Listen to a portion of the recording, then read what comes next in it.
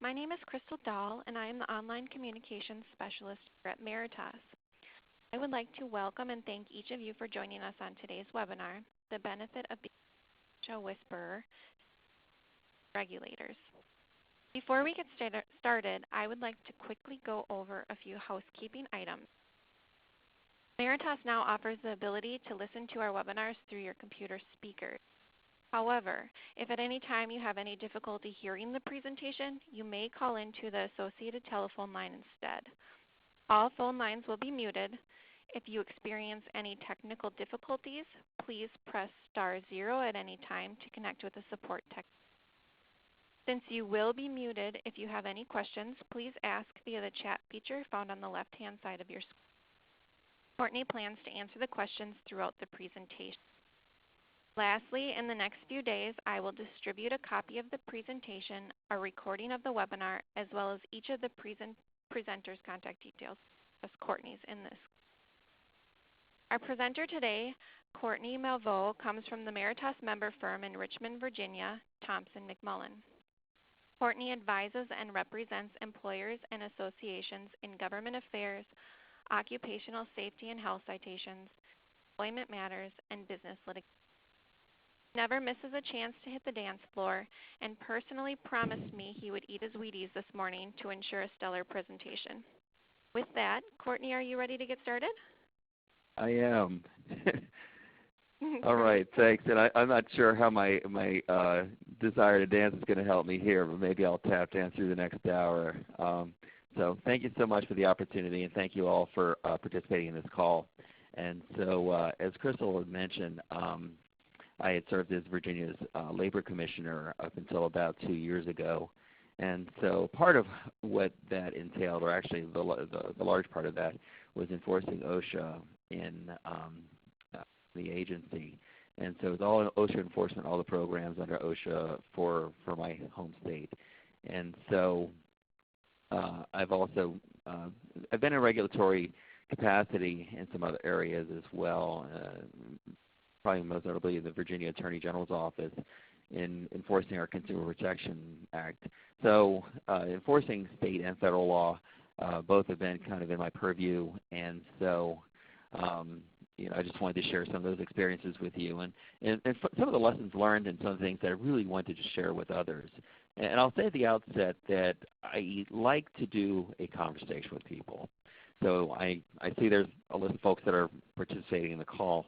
But to the extent that you have questions or if folks have any comments, while I know you can't chime in, I'm keeping an eye on any comments that come in the chat. And so if you have questions along the way, for those of you who are lawyers, I like a hot bench. I like to actually address the things that are on people's minds and not just talk at people, but talk with them and try to be responsive to any questions or comments that you all might have. And good, bad, or otherwise, I will not discriminate. So please do feel free to chime in with questions. So as I mentioned, when I served as a labor commissioner, I ran into situations, and I had been on the private practice side before that. And so jumping into the enforcement role in charge of OSHA for my state, I really saw and heard things from the private practitioners that I would say and do and think, and I know exactly why attorneys would react the way they do, or their clients would react the way they do if they were ever cited by OSHA. And so and then I'm working with the attorneys on my side, the regulatory attorneys, and the folks who are on staff who are in enforcement, most notably the inspectors and the folks up and down that chain of command under me. And they were speaking different languages.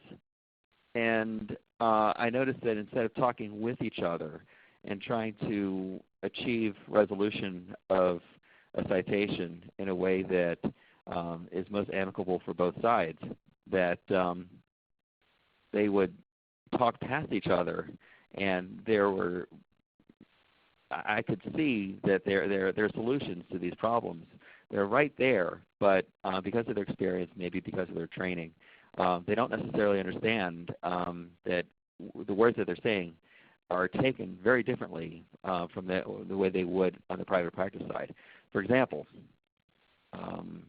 maybe counsel for one of the cited for a business that was cited by OSHA, they would say to me or to the attorney on my side, well, what's it going to take to settle this one?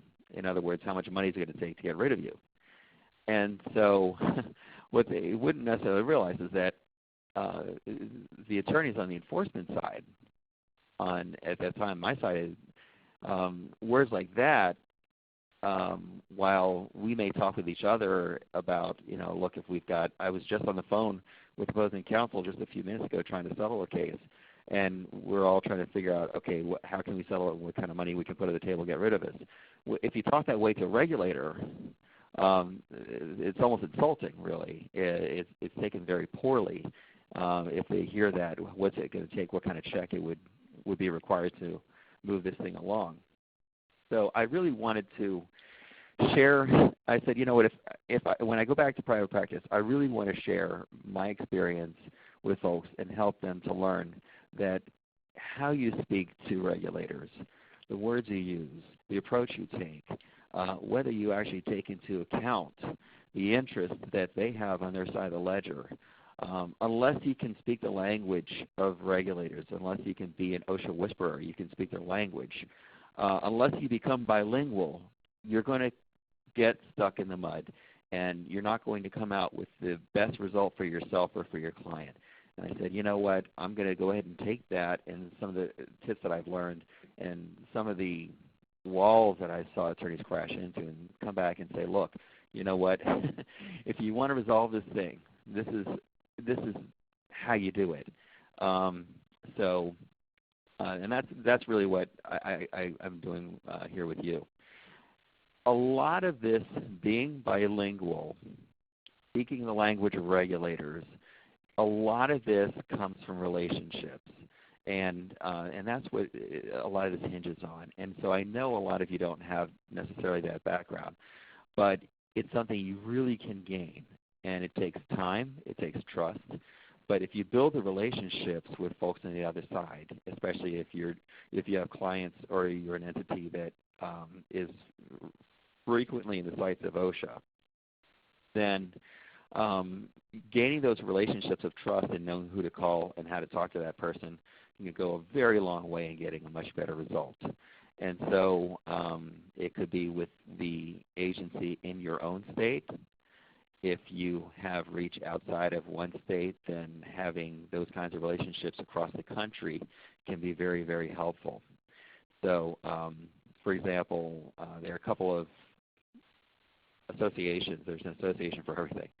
There's an association called NAGLO, National Association of Government Labor Officials, and that's an association of people like me, the labor commissioner for your state, and the 49 others in all the other states, and some of the federal folks, and some international relationships as well. And so they meet once a year, and getting to know the commissioner, getting to know the attorney, getting to know the assistant commissioner, getting to know the person in charge of OSHA in each state, getting to know these folks personally can go a long way. There's also another one called OSHA, and that's the Occupational Safety and Health State Plan Association. And I'll get into what a state plan is, but basically it's the states that are deputized to run OSHA on their own, like we do in Virginia and in about 25 other states. And so that's an association in which you're getting to know the point person in charge of OSHA in each state that runs its own program. It's a gold mine for relationships of the folks who are the decision makers in OSHA citations, and getting to know the folks in that organization can be really helpful. It's those kinds of relationships around the country that can help you if you ever land in the sights of OSHA. So let's go ahead and start with our first slide here. And we're talking about being an OSHA whisperer. Let's see. There you go. Okay, just learning the arrows. Okay, there are three things that being an OSHA whisperer depends on. The first is where you are. And I talked about there being state plan states and there being federal OSHA states. And I'll talk about the differences between the two. It also depends on who you're talking to. Now, this picture is a great illustration. Okay, I'm going to try to get fancy here and use these arrows. Let's see if I can actually do that. Okay, this is a picture from just less than a year ago, and they say a picture's worth 1,000 words. This picture tells you a lot. All right, this is a bill signing. This is in Virginia.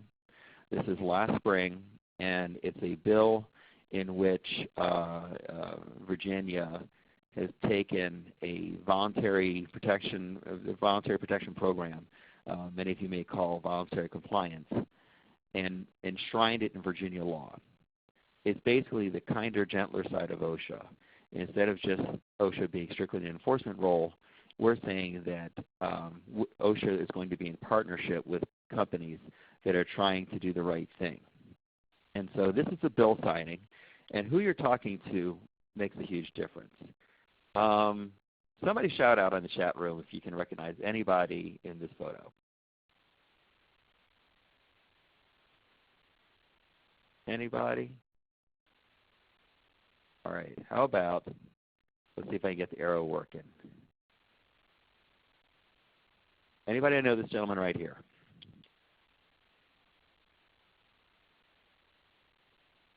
All right, I'll go ahead and fill you in. That's the governor of Virginia. His name is Terry McAuliffe. He's about halfway through his term. Very amicable guy. Very close with the Clintons, very close with Hillary and Bill Clinton. And he is by nature a deal maker, and that's exactly how he would describe himself. All right, let's erase that. And clue you in this gentleman right here. His name is Kenny Alexander. He's a state senator. He's one of the two patrons of the bill to bring voluntary compliance, make it permanent in Virginia.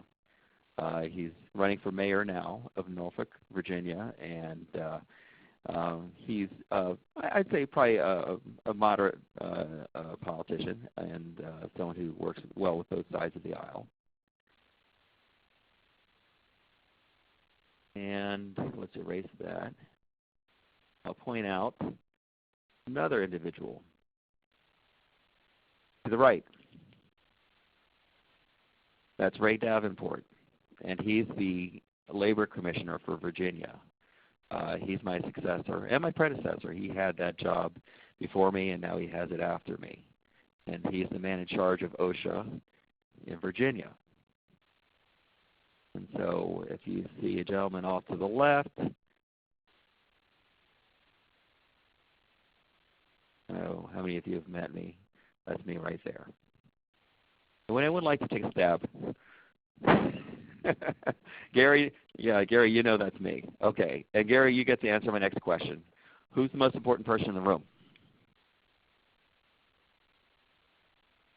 And Gary, if you don't know, if anyone would like to chime in, who's the most important person in the room here? Okay, you said the governor. That's a good guess. And I'm glad. I know you know better than to say me, because I'm just the guy trying to facilitate this whole thing. That's a good answer. And don't ever tell the governor I said this, but you are incorrect. The governor, and this really comes more from it's politics, it's government, it's administrations. The cause of this is not on the front row. The governor signed the bill. He got briefed on it. He knew it was a good bill to sign. He signed it. He got brought in at the very end of the process. Now, you could say, this is the bill sponsor. He didn't really know much about the issue either. This is something that was brought to him by the governor. So in that sense, the governor was more important because the governor asked him to go ahead and co-patron the bill, and he gladly did so. You might say the labor commissioner. He and I work very well together. I will tell you, my bias. I'm more on the business side, and he's more on the labor side. And so I've been a business attorney, and he has been organizer for unions in Virginia, and he has had leadership positions, including the state treasurer and secretary for the state AFL-CIO, their chief lobbyist, and I believe the only full-time employee.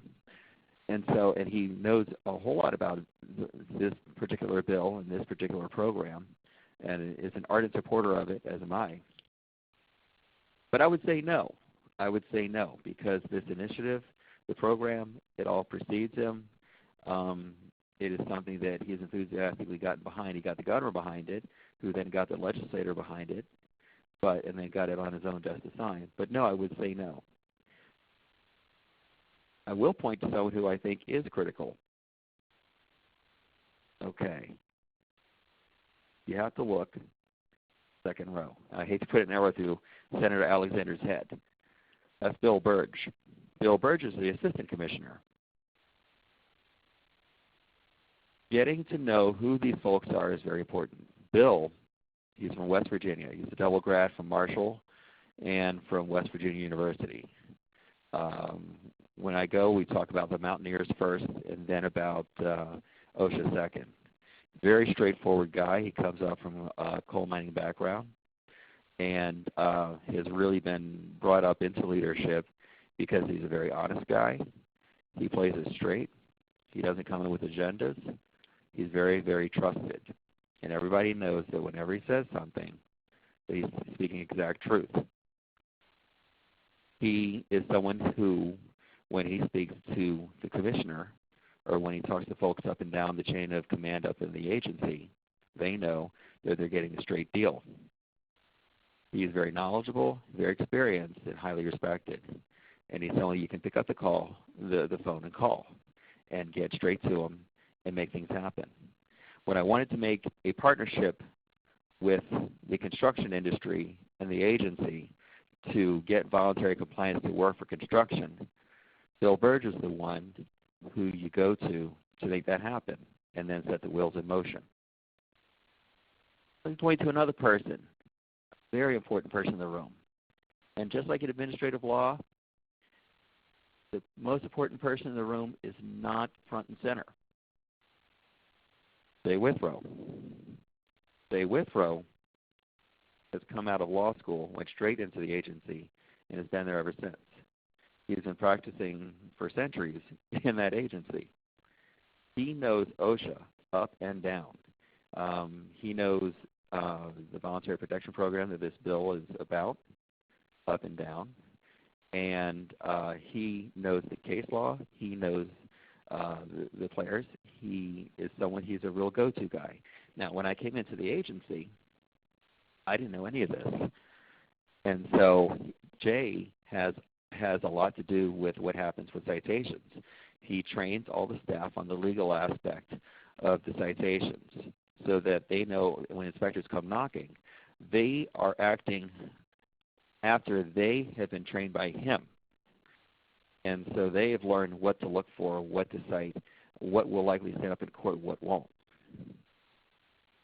Jay trained them.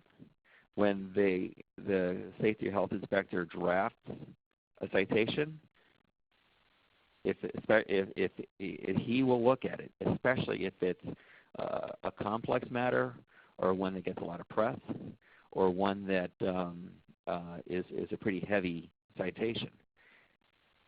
What happens with that citation has a whole lot to do with this individual's worldview, his take on what the law is, and the relationship. And that's the third part, the relationship. You got to get to know him. And in each state, you have to know your Bill Burge and your Jay Withrow, not just the governor, not just the commissioner, although that's a great starting point. Getting to know these individuals below the governor, politicians are the results of things. They're rarely the cause. So if you want to get a bill through, you don't go straight necessarily to the top. You go to some of the folks who can actually get those folks at the top interested. With an OSHA citation, It's a very similar process. You don't necessarily go straight to the commissioner.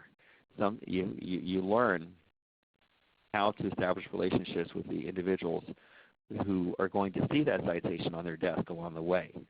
And then if you have that relationship with them and you know how to talk with them, then you can get a better result. Jay's a Steelers fan, and so we talk Steeler football. We might talk about some other things before we actually get down to business. And so getting to know these guys is really, really important. So the basic point that if there's anything I want you to walk away with is that when it comes to dealing with the administration, you have to see the big picture. You have to see the big picture in terms of where you are, who you're talking to, your relationship with the individuals that you'll be talking with. It's not just the law. It's not just necessarily the politics. And so I noticed that when I was a labor commissioner, and now when I'm defending the OSHA citations, unbelievably, I found that I didn't actually switch teams. I thought that I was switching teams and playing for the other side. I'm having the exact same conversations I was having with them before when I was labor commissioner. Okay, we have the citation. You're thinking about what we've got to do with this one. How are we going to handle it?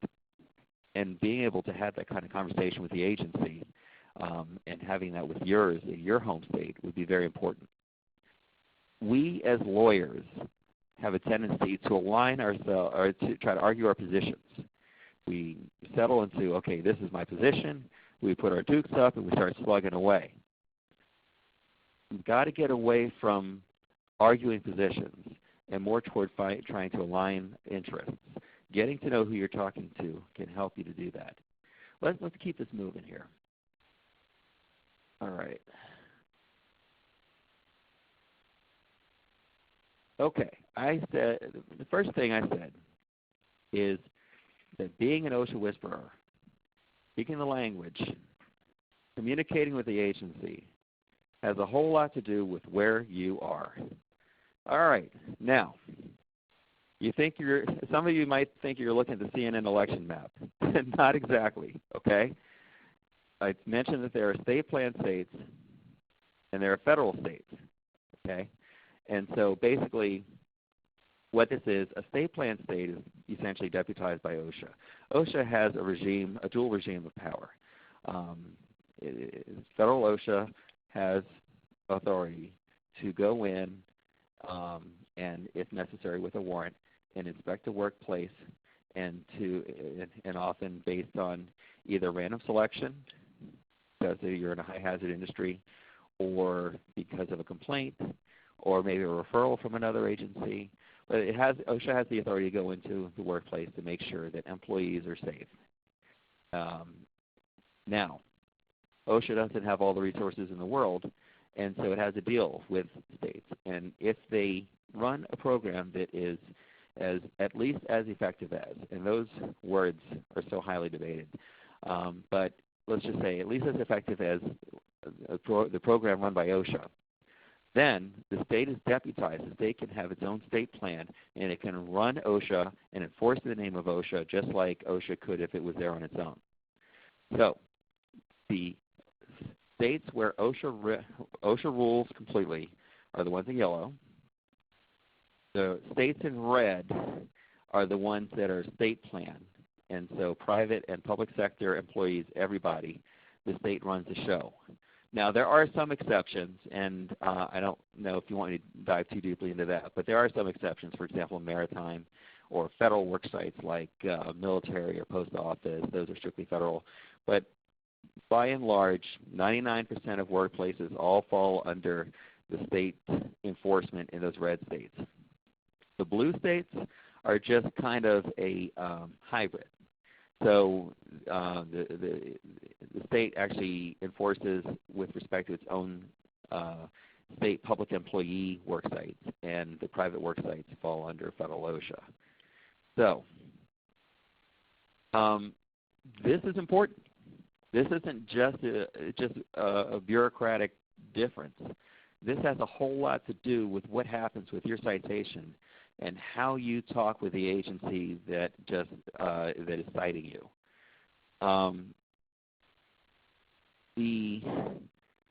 for one thing, the states, most of the regs are the same. I mentioned that the states have to run a program that is at least as effective as the federal program. They may actually pass regulations that are more effective, or as some might say, more restrictive. And so there are state-specific regulations in the red states, in many of them. Virginia has about 14 of them. And so, for example, one of our more recent ones was a regulation on tree trimming to govern folks who trim trees. And there are certain restrictions as to how close to a high voltage power line you may actually trim a tree in order to prevent electrocution. And so Virginia actually has industry leaders who sat down with the agency and said, this is a regulation that we want because we have a lot of folks who are getting killed out there by electrocution when they go out and trim trees. And also there are a lot of unregulated entities out there doing this, and it's just bad for industry, it's just bad for safety, so they actually came together with the agency to pass a tree trimming regulation in Virginia. Other states are starting to catch on. Federal OSHA is starting to catch on. But that's an example of a state-specific regulation. And so a lot of these red states have those. You have to be aware of what it is if you're in one of those states. And you have to know, and by the way, if you do have a state-specific regulation, you're talking with an agency that took the time and effort and to do the diligence and pass one of these, and this takes years. And so you're talking about an agency that's highly invested in this particular regulation, most likely. So if you run afoul of the state-specific regulation in one of these red states, your conversation is with an agency that is probably going to be a whole lot more on top of that particular reg than Fed OSHA. That's an important distinction. You'll also need to know, okay, is it a regulation that is a subject, or was the inspection driven by a national or local emphasis program? They call them NEPs or LEPs. NEP, the National Emphasis Program, that's when federal OSHA sees a problem with an industry.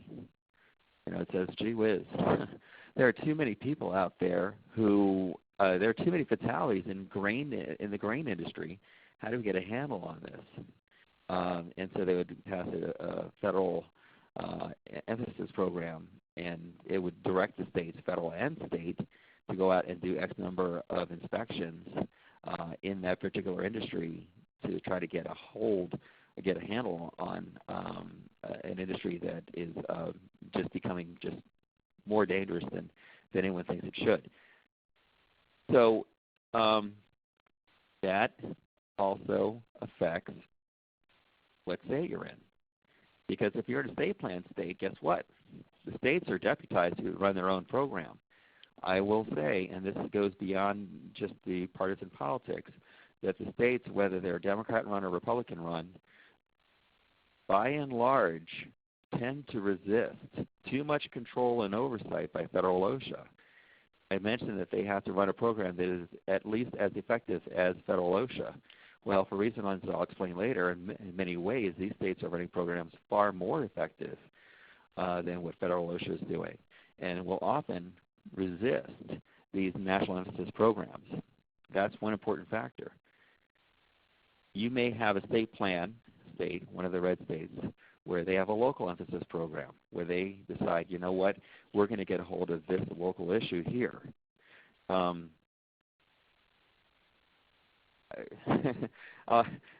thing that probably should have been more of a local emphasis program rather than national was the heat for workers working in the heat, which is a huge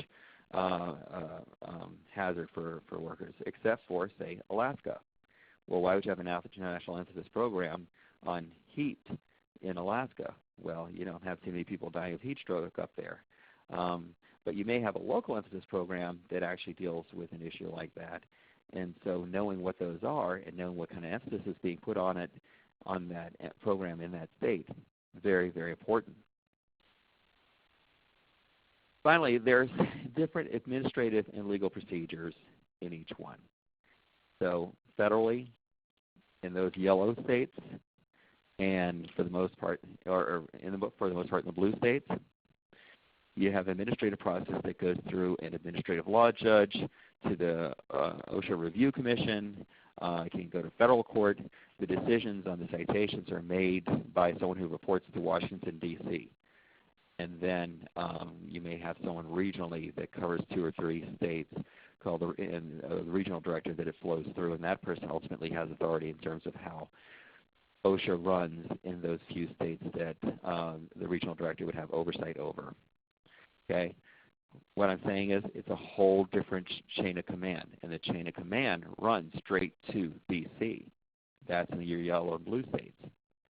Your red states, you go through someone like the labor commissioner, the one who I pointed to before. Ultimately, that individual, now Commissioner Davenport in Virginia, and those folks who are involved in that group NAGLO that I mentioned, those folks are going to have the ultimate sign-off because the code in each of the states will say the commissioner shall enforce, and so it runs through the commissioner. The personnel selected by that individual, how the regs are enforced has a whole lot to do with the individual who sits in that chair. It can make a really huge difference. In addition, the venue is different. So you have administrative procedures in a lot of the red states that are just in that agency at that state. The color of the conversation is very different when you're dealing with someone who is from the same community, who understands the culture, who knows the business profile of your state. Likely someone who's politically connected within that state. You may have some contacts in common. You may actually know that individual. How that person got into that position is going to have a lot to do with how that conversation goes. And I'll get into that in just a little bit. So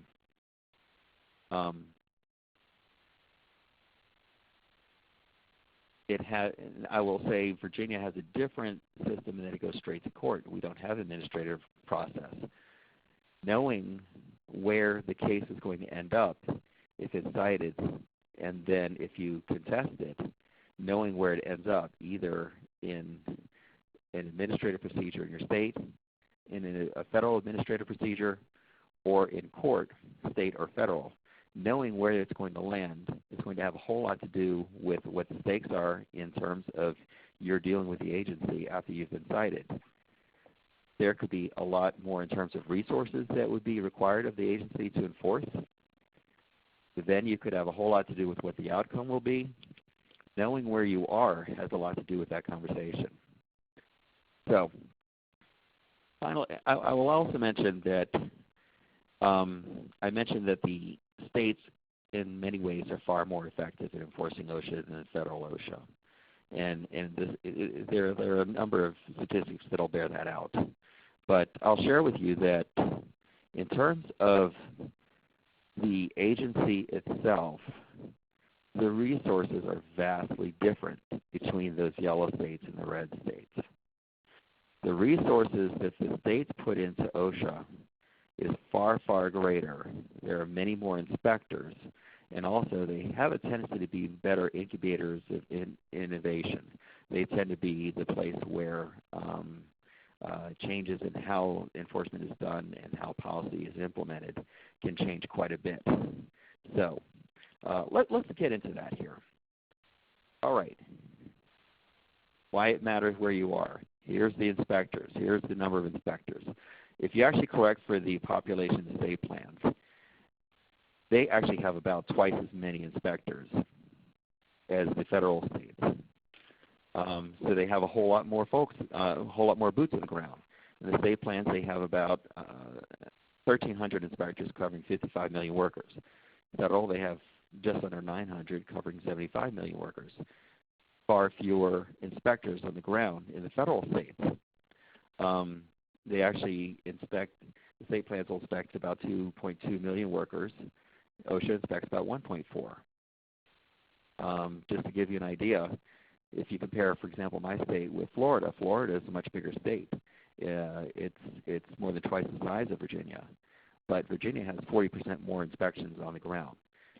So you would think that that means that if you're in a state plan state, that you're in a tougher regime, right? Well, as Lee Corso would say, not so fast. Rethink that one. Take a look at this. Okay, these are the types of violations you can get. Okay, and let's just say, just long story short, from the top of the screen is your worst, and as you keep going down, those are less serious. But the willful violations for which an employer can be penalized up to $70,000, take a look. In the state plans, it's roughly half of what is in the federal plans. They have twice as many inspectors. They're doing a whole lot more inspections. Far fewer willfuls. Far fewer repeats. Those can also be penalized up to $70,000. Okay? Now, if you get into the serious violations, those are the ones that can be penalized only up to $7,000. And also, they just carry less weight. It's getting closer to even. And if you look at the other, these are the ones you might call non-serious or de minimis, far more. What's happening here? What's happening? Why are they so much? It's because basically, and this goes beyond the party politics, you're dealing with someone who's from the community, someone who's invested in that community there, who understands that, look, if they have a tendency to use a lighter touch with the penalties. They were like me. I didn't care if I didn't collect a single dime of the penalties. What I wanted was abatement. I wanted to make sure that if there's a hazard on the work site, that the employer fixes the problem. If my inspector walks onto a job site and sees that they're walking down the steps and there's no gate or guardrail and that someone might fall off and break their neck, I don't care if I get a single dime in penalties. I just want that guardrail up. That's what those state and local commissioners in the state plans are really after. That would bear out because when it comes to abatement verification, OSHA, it requires abatement verification, but really it's on the employer's word. They go back and they say, we fixed the problem. Okay, we're good. You can't do that in Virginia. You can't do that in some of the states. Abatement verification went much further. We wanted to see a photo to make sure you show me that guardrail's in place, or you at least send me a receipt to show that you ordered it and had it installed. And if you don't, we actually do a follow-up visit. We make sure that it's there. The key for a lot of these state plan states is abatement of the hazard. It's not about collecting the penalties. The penalty monies never went into the coffer. It doesn't go into the coffers for a lot of these state agencies. So when you talk with them, knowing whether you're in a state plan state or a federal state, you know what is the interest of the person on the other side. And that's what you speak to. Makes a big difference. Notice, and then you have the failure to abate. Look, that's where the numbers increase as well. The states are going to cite you if you don't fix the problem. Feds, not so much. Let's also take a look at another. Let's move along here. Oop, got to erase. Okay.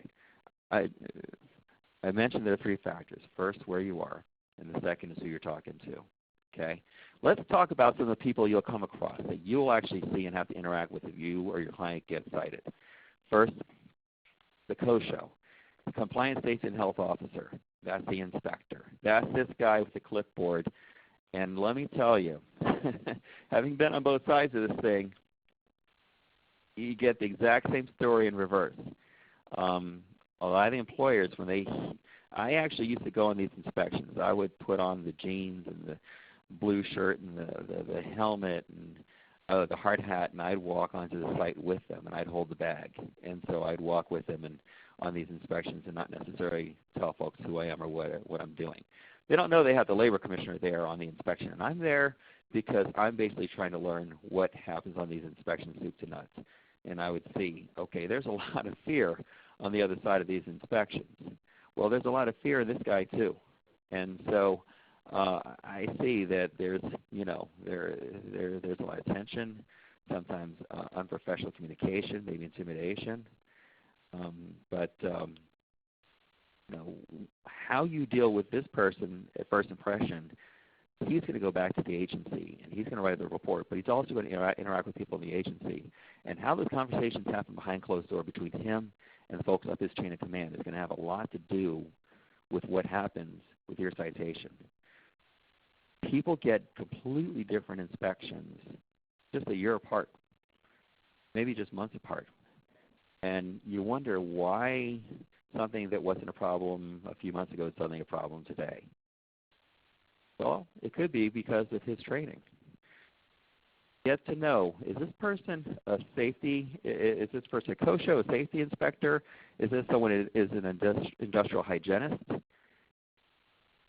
The difference is the safety inspector is going to check on those things that we might see as safety type issues, ergonomics, fall protection, guard railing, that kind of thing. An industrial hygienist is going to spot issues like combustible dust, what's in the air, what's the inhalants, things like that. So you can get a completely different inspection from the same agency with the same employer with the same conditions. Knowing what that person's expertise is, that person on one side or the other, is that person cross-trained? Getting to know what this person's background. You can ask these questions when that inspector's there. Getting to know what they're looking for helps a lot. Worldview is huge, and it shouldn't be, but it is, because in the end, you have the law, you have the regs. What we often fail to focus on is the guy on the other side. I had an inspector once. God bless him. He actually gave himself his name. He called himself the Sword of Justice, like he's some kind of a superhero, and that's what he wakes up every morning thinking he is. And I had to pull him aside and say, oh my gosh, man, you're not some modern superhero. Stay in your lane. Do your job. Justice is not the product that our agency provides. Justice is provided by the courts. We are in the business of safety. But you have to know, is this someone who's on a crusade? Is this someone who's trying to make his bones, or is this someone who's been through it and has seen it all and has more balance in terms of how to treat this inspection? We've had OSHA folks say, just joke around in speeches and, being asked, okay, what's your goal for the year? Oh, to get Walmart, ha, ha, ha. Okay. Whatever you think of Walmart or any particular employer, is it the right mindset to say, I'm out to get a certain industry or a certain company or a certain target before you even set foot on the work site? The thing is that worldview actually does have a whole lot to do with how the inspection goes down and how that conversation goes forward. So, I have a question, if I can go ahead and pick that up. So I understand this right of state plans are more picky, writing more other, thinking it will cut down on serious violations, shows the numbers, doing more proactive prevention. I'm not sure if I completely understand the question, but I would say that state plans are doing more inspections. I think this is referring to a couple slides ago. State plans are doing more inspections, so they're going to find more violations probably. But they have a tendency, and this goes exactly to what I'm talking about now, what this person decides to cite and how to classify it, the worldview may come into it. And if this person has a certain impression, if this person has been to your company a few times before, or others have, and your company does not have the reputation that you want, you might get stuck with a harsher classification in terms of the citation. You might, if you have a great reputation and you're in voluntary compliance and you're doing all the right things to partnering with the agency, you have that kind of relationship and reputation. Should it make a difference? No, but it does. I'll tell you another thing, and this goes into my next point, pressure from above. Sometimes everybody has pressure from over their head. These guys do too. I actually had a regional director who said to me, you know what, I've got 4 citations against your client here, and you're contesting all 4. I've got to make one stick. And I said, why do you have to make one stick? And the regional director told me, because we don't want to get reported back to federal OSHA. And the report would be called a complaint against state plan action, a CASPA. My state plan did not want to get reported back to federal OSHA that they're going easy on a particular employer or even give the appearance of it. So it was going to go ahead and stick the employer with a citation. Is that a proper purpose? No. There's nothing. There's no legal articulable reason that a certain employer should get stuck with one out of these 4 citations. But there's pressure from above, or perceived pressure from the agency.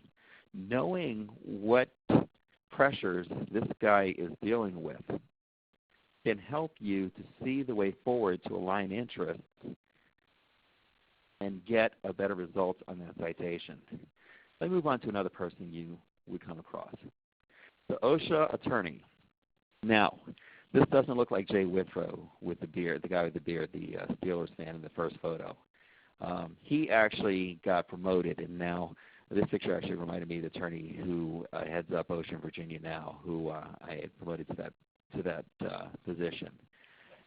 This reminded me of her partly because the hair and but also because that's kind of what her desk looks like.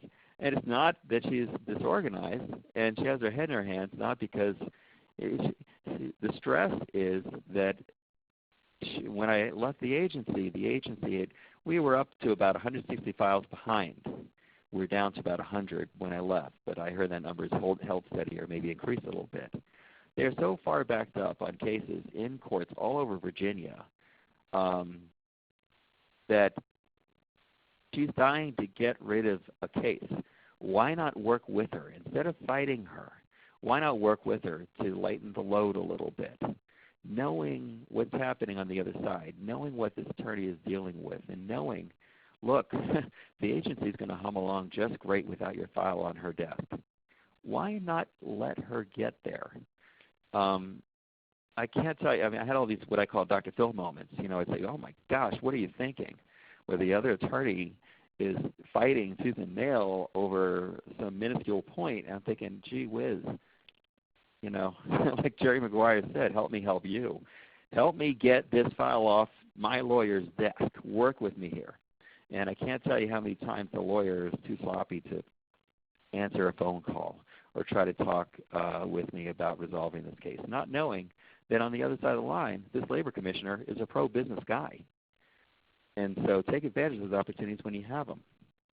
I like working with the lawyers for that reason, but also because the lawyer has a tendency to be much more attuned to the legal nuance. So the co-show I mentioned had training from Jay on the basics. But there could be nuance, and nuances is exactly where we often need to be to get out of a citation. So, for example, if there was employee misconduct or supervisor misconduct, there are always exceptions to all of our legal rules. Knowing what the exceptions are, being very familiar, and then speaking that language when the file goes from the compliance from the inspector's office up to the lawyer's desk, when your file lands on her desk, knowing how to talk that nuance with her, that's a whole different kind of conversation. But then learning how to have that conversation can help to reduce the effect of the citation. The last person I wanted to mention, who you're talking to, the labor commissioner. Now, I had mentioned that I served as one, and then I pointed to Ray Davenport, who's in that position. What's this guy doing here? He's juggling. He's juggling a lot. He's juggling voluntary compliance programs. He's juggling associations he's in. He's juggling OSHA. He's juggling maybe wage and hour, as I did. Workers' comp is on a lot of their plates, and that's huge. You're just a small piece of one of the balls that he has in the air.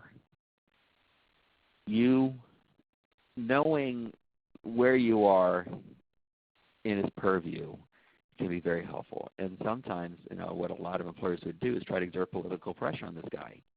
I get calls from politicians saying, hey, I need you to back off for my constituents. That could backfire if you build resentment with the labor commissioner by trying to twist that arm. Maybe there's a relationship that you have through labor, through business, through the administration, or maybe a personal relationship. But understanding what this commissioner is doing here, which is juggling all these balls in the air and just trying to keep any one of them from crashing, knowing that how you fit in that person's scheme, if you actually get it to that level and you have that conversation, try to help them with that juggling act, and that person might be able to help you. Okay, I mentioned 3 things that really color how you have a conversation with OSHA. It's where you are, who you're talking to, finally the relationship that you have. Is it a cooperative relationship? Is it antagonistic? Do you have a relationship? This is a relationship as it should be with OSHA, if you can do it. It's a voluntary protection program. There's also a component called SHARP, Safety and Health Achievement Recognition Program. There are other alliances and other types of programs in which you can establish a relationship with OSHA. This is developing a good relationship with OSHA. And I had the company I mentioned before that was cited by my agency here for 4 different citations. It did come into conversation several times. Yeah, but your employer does so many things the right way. And you're in VPP, the Voluntary Protection Program, and you're leaders in this and you're leaders in that. Well, I can have the conversation with the region even if it is in a bind and it feels the arm twisting and is particularly enforcement oriented. But at least I have a client who has that kind of relationship, and then I have that kind of relationship with OSHA so that, look, they're already working with you. I'm working with you. And so having that cooperative type of conversation, the tone of it is so much better than if I was simply just playing a lawyer. So VPP, Voluntary Protection Program, if you're certified under that, it's automatically viewed as a cooperative relationship with that very agency. At the time of the inspection, what's the relationship? Huge. If the person has been there and it didn't go well, I mentioned that the agency may enter on the property with a warrant, which it can get from a court.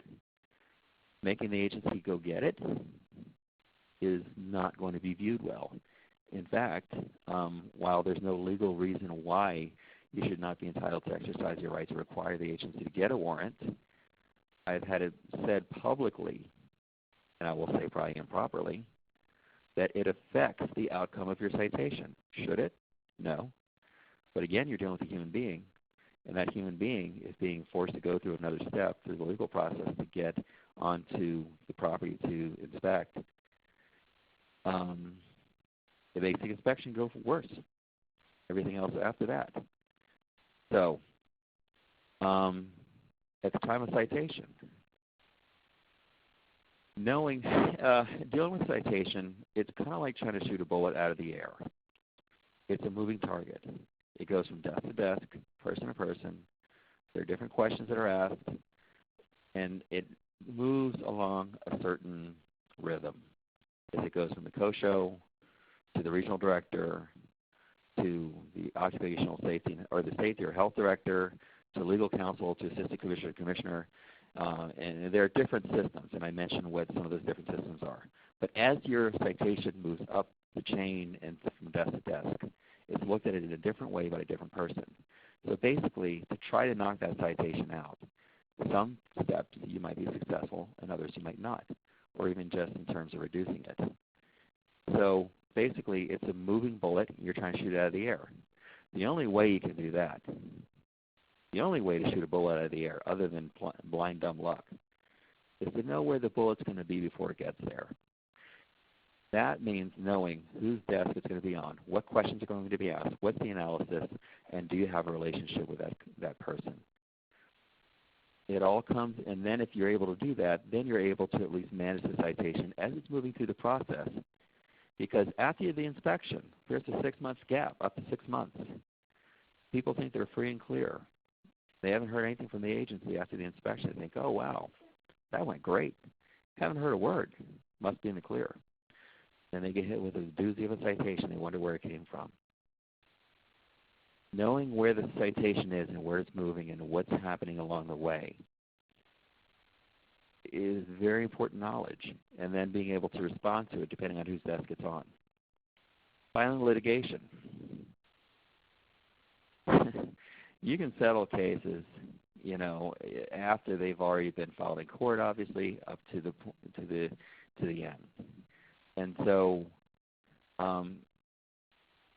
showing good faith. A lot of that stuff that we learned, you know, about what a good lawyer is, you know, in litigation can be a great way to resolve a case. I call, you know, the lawsuit the attitude adjuster, so the time the conversation changes. But sometimes it's not so cooperative. And so now I've got one in which we're going to go ahead and take a case of litigation because we checked on the law. We've talked it through with the agency in good faith. We have a difference of opinion, and we think we have a winning case.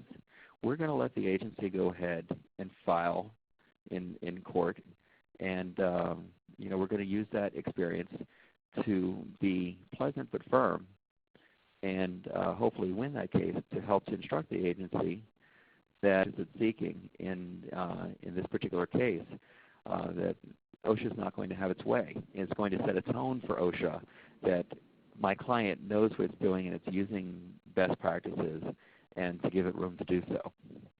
Well, so litigation can be used as a way to encourage more cooperation, but sometimes to send a clear signal to the agency to draw a line in the sand and say, this is the point at which you can't govern how we do business. So my final slide, I just ask and I throw it out there. It's rhetorical because you answer for yourself, but what's your relationship with OSHA? Couldn't be better? Not talking? In most cases, it's complicated. So with that, I'll open up to any questions that you might have. There's my contact information. I have used this in the past as a CLE. If you're seeking CLE credit, then glad to provide some written materials for you to apply from your own state. But also to answer any questions. And you know, I know that a lot of this is stuff that is very situation specific. And in terms of the forming of the relationships and knowing where you are and what regime you're under, and establishing those kinds of relationships. It's just so specific, but I just wanted to put out there that these are issues to think about where you're establishing a relationship with OSHA and just learning how to speak their language. With that, let's see, I do think I have one final question. How do you develop a relationship without an inspection? That's a great question. I only have a couple minutes, but I think I can get it to you. Reach out. First of all, go to a lot of these states. A lot of these state OSHA programs have conferences. Go to the conference. And these aren't just conferences. They're conversations. Go meet not just with the commissioner, but also with all the senior staff. They're right there. They are there because they want to talk to you. When I went to my own conferences, I don't think I sat in a single seminar. I was in the hallway talking to every single person that came through that thing because I wanted to get to know what's happening with industry and labor. Go to those. Get their card. Get the direct dial to their desk and meet with them. Better yet, when you come across things, for example, like advanced manufacturing, for example, or a construction practice, or certain equipment, or new technology. Maybe you're using light veil technology to prevent amputations as opposed to standard equipment that they're used to seeing. Go and have a conversation with that person and follow up and say, you know what, we're working on doing the best we can possibly do. This is the new best practice. What do you think? Or, and this sounds counterintuitive, if you think you're experiencing a problem, call them. Be proactive. Get them on the line and say, you know what, I have this challenge. I'm trying to work with this. Help me. What are best practices that you've seen to deal with this? You will be rewarded with that because you'll have that relationship. Finally, if you're involved in an organization like the American Society of Safety Engineers, the American Industrial Hygienists Association, Chamber of Commerce, NFIB, whatever it is, invite your folks, and not just the Labor Commissioner, but invite these folks to your thing so that they can learn from you. All wisdom is not contained in these agencies, and sometimes they need to be reminded of that. Now, you don't have to tell them that, but invite them to your stuff. Bring them over to your workplace, to your association, and they'll pick up on things and learn that you want to work with them.